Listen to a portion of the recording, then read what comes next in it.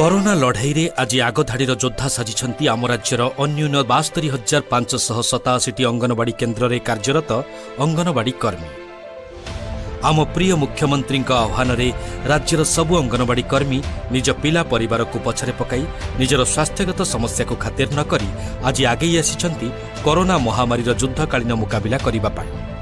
ମହିଳା ଓ ଶିଶୁ କଲ୍ୟାଣ ବିଭାଗ ଦ୍ୱାରା ଅଙ୍ଗନବାଡ଼ି କର୍ମୀମାନଙ୍କୁ କରୋନା ସମ୍ପର୍କିତ ସମସ୍ତ ତାଲିମ ପ୍ରଦାନ କରାଯାଇଛି। 6 ମାସରୁ 3 ବର୍ଷ ବୟସର ପ୍ରାୟ 18 ଲକ୍ଷ ଶିଶୁ, 3 ବର୍ଷରୁ 6 ବର୍ଷ ବୟସର ପ୍ରାୟ 16 ଲକ୍ଷ ଶିଶୁ ଏବଂ ପ୍ରାୟ 7 ଲକ୍ଷରୁ ଉର୍ଦ୍ଧ୍ୱ ଗର୍ଭବତୀ ପ୍ରସୂତି ମାଙ୍କୁ ଲକ୍ଡାଉନ୍ ସମୟରେ ବି ଘର ଘର ବୁଲି ଯୋଗାଇ ଦେଉଛନ୍ତି ଛତୁଆ, ଅଣ୍ଡା ଓ ଅନ୍ୟାନ୍ୟ ଶୁଖିଲା ପୁଷ୍ଟିକର ଖାଦ୍ୟ। ପ୍ରାକ୍ ବିଦ୍ୟାଳୟ ଶିଶୁମାନଙ୍କୁ ଅଙ୍ଗନବାଡ଼ି କେନ୍ଦ୍ରରେ ମିଳୁଥିବା ସକାଳ ଜଳଖିଆ ଓ ରନ୍ଧା ଖାଦ୍ୟ ବଦଳରେ ଆମ ଅଙ୍ଗନବାଡ଼ି କର୍ମୀମାନେ ସେମାନଙ୍କ ଘରେ ନେଇ ପହଞ୍ଚାଉଛନ୍ତି ଶୁଖିଲା ରାସନ।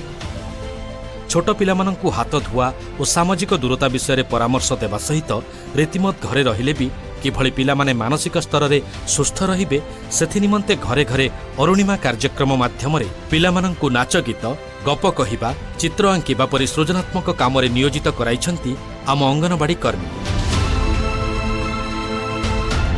ଲକ୍ଡାଉନ୍ ସମୟରେ ବି ଆଶାକର୍ମୀ ଓ ଏଏନ୍ଏମ୍ଙ୍କ ସହ ଯୋଗସୂତ୍ର ରକ୍ଷା କରି ନିଜ ଅଞ୍ଚଳରେ ଟିକାକରଣ ଏବଂ VHSND ଡେ ବା ଗ୍ରାମୀଣ ସ୍ୱାସ୍ଥ୍ୟ ପରିମଳ ଓ ପୁଷ୍ଟି ଦିବସକୁ ସଫଳତାର ସହ କରାଇବାରେ ଆମ ଅଙ୍ଗନବାଡ଼ି କର୍ମୀଙ୍କ ଅବଦାନ ଅତୁଳନୀୟ।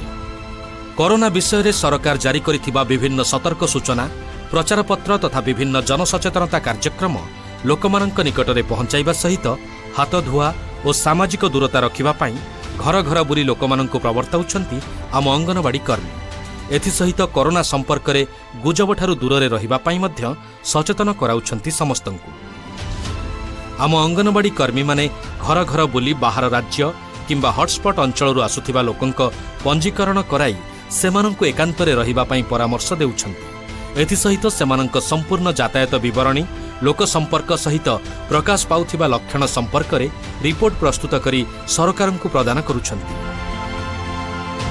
ଲକ୍ଡାଉନ୍ ସମୟରେ ଦାଦନ ଶ୍ରମିକ, ନିରାଶ୍ରୟ ଓ ଭିନ୍ନକ୍ଷମ ବ୍ୟକ୍ତିମାନଙ୍କୁ ସରକାର ଯୋଗାଉଥିବା ଖାଦ୍ୟ ସାମଗ୍ରୀ ଉଚିତ ସମୟରେ ମିଳୁଛି କି ନାହିଁ ଯାଞ୍ଚ କରିବା ସହିତ SHG ଗ୍ରୁପମାନଙ୍କ ଦ୍ୱାରା ରନ୍ଧା ଖାଦ୍ୟ ଯୋଗାଣକୁ ତଦାରଖ ମଧ୍ୟ କରୁଛନ୍ତି ଆମ ଅଙ୍ଗନବାଡ଼ି କର୍ମୀ। ଏଥିସହିତ ଲକ୍ଡାଉନ୍ ଅବଧି ସମୟରେ ବାର୍ଦ୍ଧକ୍ୟ ଭତ୍ତା ଓ PDS ସାମଗ୍ରୀ ଏବଂ ଅନ୍ୟାନ୍ୟ ସାମାଜିକ ସୁରକ୍ଷା ସହାୟତା କାର୍ଯ୍ୟକ୍ରମରେ ଆମ ଅଙ୍ଗନବାଡ଼ି କର୍ମୀଙ୍କ ଭୂମିକା ବେଶ୍ ପ୍ରଶଂସନୀୟ ହୋଇପାରିଛି। ମହିଳା ଓ ଶିଶୁ କଲ୍ୟାଣ ବିଭାଗର ମାର୍ଗଦର୍ଶନରେ ରାଜ୍ୟର ହଜାର ହଜାର ଅଙ୍ଗନବାଡ଼ି କର୍ମୀ ଆଜି ଲାଗିପଡ଼ିଛନ୍ତି କରୋନା ଭଳି ଭୟଙ୍କର ମହାମାରୀର ମୁକାବିଲାରେ। ପିଲା, ମା, ଆବାଳ ବୃଦ୍ଧ ବନିତା ସମସ୍ତଙ୍କ ପାଇଁ ସେବା ଓ ତ୍ୟାଗର ମୂର୍ତ୍ତିମନ୍ତ ଅବତାର ଭାବରେ ଆଜି ଉଭା ହୋଇଛନ୍ତି।